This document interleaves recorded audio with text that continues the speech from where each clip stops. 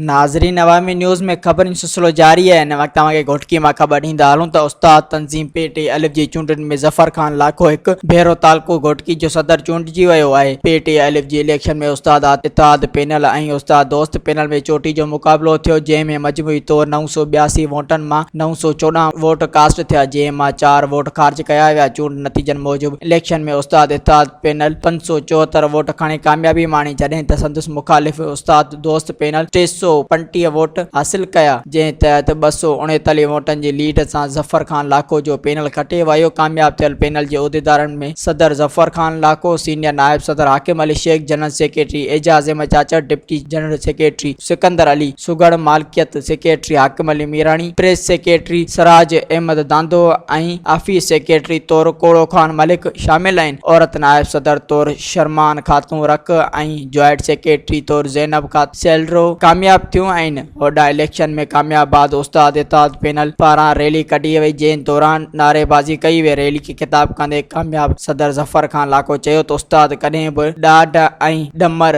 अॻियां न झुकिया ऐं हिननि उस्तादनि जदोजहद जो साथ ॾिनो आहे। मज़ीद खबरों और तफसीलात के लिए विजिट करें हमारी वेबसाइट www.awamiNewsHD.com।